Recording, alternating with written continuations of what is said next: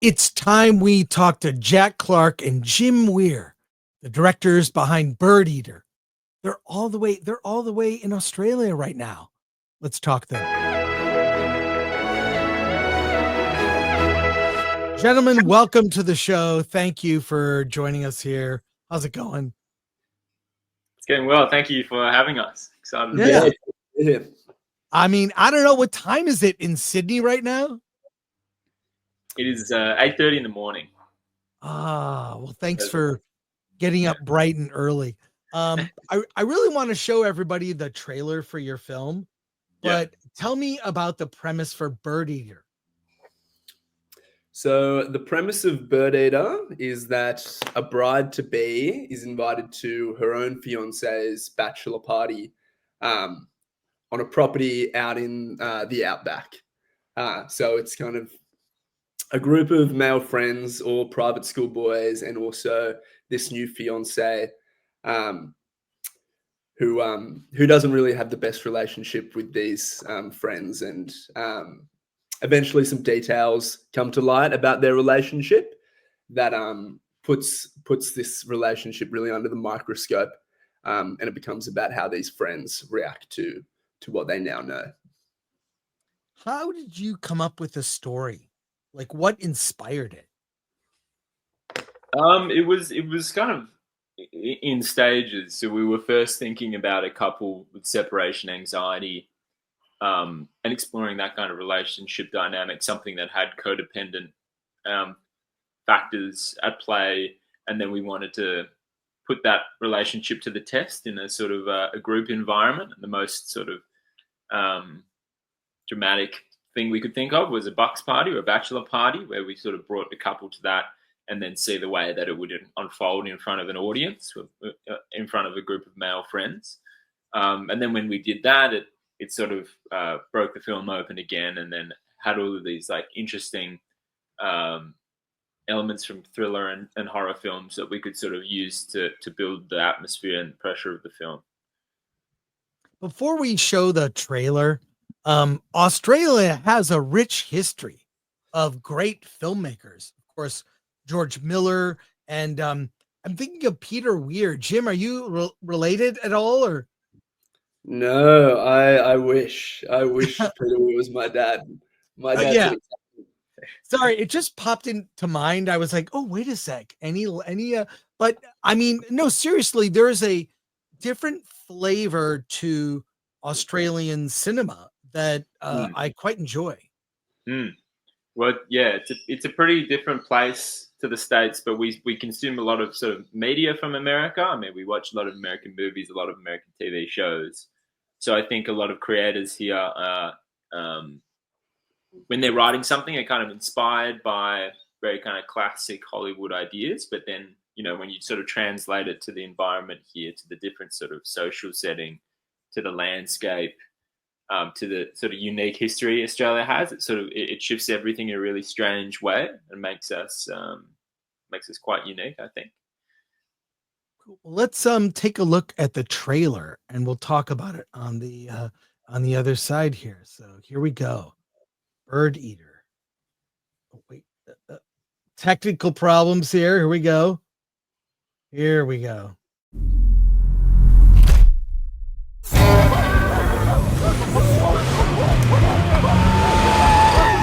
My best friend is getting married. Louie and Irene. Cheers. Cheers. Thank you, mate. The first time I saw Louis, I wasn't interested. He watched me for a while and then came and shook my hand. You nervous? Why should she be nervous? Well, because girls don't go to bucks parties. He had friends. They laughed at his jokes and kissed me on the cheek. Why is Irene here? It doesn't make any sense. I really don't think you have to worry. You don't realise what this is, do you? Tonight we own you. Boys own you. And the harder you kick, the worse it's all going to go down.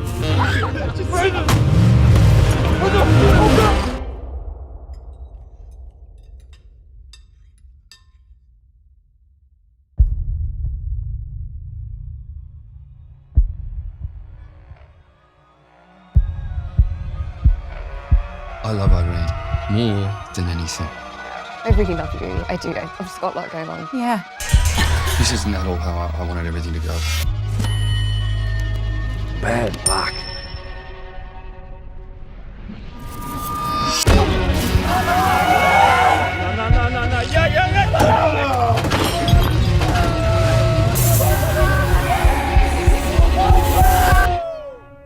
When I told the boys you were coming, they got so excited.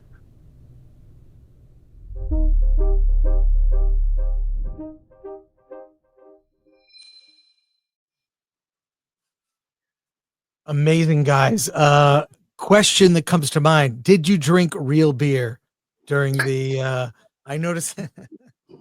No, we didn't, and it actually ended up being a real problem because we used a fairly well-known Australian beer brand, and we used their zero alcohol beer, and we just thought we could turn the bottle around, but obviously you kind of lose track of that, and it was just all over the movie. So we had to do a big kind of CG pass of all of the beer bottles and kind of like replace the labels. Oh my God, I would never have noticed. Now, I mean, I love a horror genre. I love a good comedy. Horror comedy is a whole other type of tone. Tell me about that. Like really, they even say, I mean, directing really at its core is policing the tone of the film, which you've done incredibly well. And how do you keep that balance when the comedy moments, the horror moments, and then how they converge even?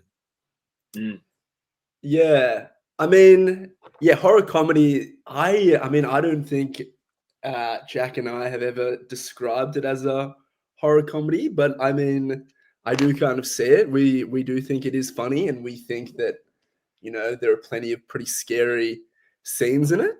I think in terms of tone, it does kind of change for us during the process. Like when we're writing it, when we're at the story stage, we're only thinking about drama. We're thinking about like the most kind of dramatic turn you can put in, you know, every single scene, and really make like the structure itself be, you know, compelling at that really base level.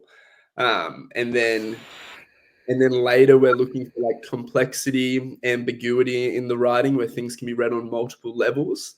And then when we were shooting it, we asked our actors to always give different versions. So we really wanted the same take twice. We tried to offload the burden from the actors of finding, you know, the right performance in a scene, and just said, just give us options. There's a lot of different ways you can play this. And then in the edit, we just had a lot of freedom. So comedy largely came at later stages. When we were shooting it, we found ourselves more attracted to the takes that made us laugh, because we knew the drama was pure there. And it was the same in the edit. We were often choosing the little moments that gave us like a small giggle, because it would just add, you know, another layer there. So I'd say the comedy, came more in the back end for us. Yeah. And the other thing is, I think the mark of a real accomplished and emerging director is subtext. Can you pull off subtext, and how you layer that into the film? Yeah, I mean we love that. I mean, it's always fun for us, you know, approaching a scene that way. You know, what is the scene about in the immediate stakes, but you know, what is this really about? And then sometimes, you know, if it's a scene with two people, sometimes that means different things. We have a lot of ambiguity in Birdeater, but that doesn't necessarily mean there are no kind of answers there for the audience. We kind of like ambiguity in the sense that there are, you know, maybe two very well evidenced readings of the same moment, or there are two really clear ideas about what this scene could really be about, or what two people could really be talking about, or what the event in their history really is. So we play with that a lot. That's one of our favorite things. One of the questions I always get from filmmakers, or from emerging filmmakers, filmmakers on the rise, how do you pull together the project, the money, and put all the elements in place? So how did this whole thing, one thing to have the idea, another thing to execute. So from the funding to pulling it together, what were your challenges and how did you pull it off? Yeah, like I think most indie films have a pretty unique path to getting made. So it's hard to give, generalized advice. But in terms of what happened with us, we had this idea for Birdeater, and at the same time, we heard about this new production company in Sydney. They were called Breathless Films, who wanted to finance micro-budget features. They wanted to make 5 in a year, which is like really crazy and unheard of in Australia. So we pitched to them. They liked some of our previous short films. They really liked the idea for Birdeater, and they gave us a pretty modest, but that like initial chunk of money, which is the hardest to get. They were the first to jump in the pool, and from that we got kind of 10-15 grand from 2-3 other production companies. Jack and I had saved a little bit of money at that point, so we put all of that in. We got a little bit of private equity as well, all pretty modest amounts, but like together it just made a kind of modest micro budget. So that's kind of how we did it. But we were really lucky in getting that initial sum of money from Breathless Films. It's not it's a really unusual business model, the micro budget feature thing. I love micro budget myself, but how do you what was the thing that got them to say yes? I mean, your short films, and I guess that's also part of it. Your previous work, you can see you've done this, you should be able to do now. I mean, I don't think any filmmaker should make a feature out of the gate. I really think practicing with a short is good. So if you got that, but what made them say yes? Or at least what do you think made them say yes? I think it was partly, it was both the short films, and a big thing was just our sort of commitment. I mean, there were 2 of us, so we're both very committed people, and I think that they could sense that. They could sense that we wanted to make a movie very quickly, that we were going to kind of set a date. We were going to really run at it. We were going to throw everything we could at making this as soon as possible, and I think they liked that attitude. Because I think you need a level of that at the micro budget level. You can't really be waiting for money that's never going to come. You have to sort of be aware of how much you're going to get, be really kind of upfront with your cast and crew, who end up being, very close friends really most of the time. Or we went to film school. There'll be people that were just at film school with us and say, look, this is sort of the arrangement. You're not going to be getting paid very much. Like, we know that we're not going to be getting a bunch of money. You can choose to be part of this or not. And then I think they largely, there was a sort of we had similar ideas about how to make this sort of work. Well, I think the typical answer to how much money do you need to make this movie? And most filmmakers say, well, how much do you have? Like, you can make it for this, you can make it for this. I mean, and also just having a lot of money. If Hollywood has taught us anything, having an unlimited huge budget doesn't guarantee the movie will be good. No, not necessarily. And then once you sort of get money from once you start getting more money for a budget, or you start getting it from more kind of like, we have a government funding body here that we didn't have this first time around, but once you start getting that money, the kind of the oversight becomes, or there's a lot more red tape, there's a lot more procedure, which ends up just costing more anyway. So really the scale doesn't change, things just cost more. So you do also have some kind of strange freedoms when you're truly independent too, which can help. And I got to ask about South by. That's one of my personal favorite film festivals. What was that experience like going there? And, I don't know how familiar you are with our country. I know we're, mixed reaction around the world, but what were your thoughts and what was your experience like? I mean, we were very, very, very excited when we found out we got into South by. We always said, we were saying at the wrap party after the shoot that like if things go really, really well in the edit, this is like best case scenario. We're getting to South by and making a splash there. So when it finally happened, we were pretty thrilled. And then the actual experience of being at the festival, it was pretty crazy. It was fun and stressful. We were taking, 5 general meetings a day, every day for like the week we were there, and doing that whole thing for the first time was really strange and weird.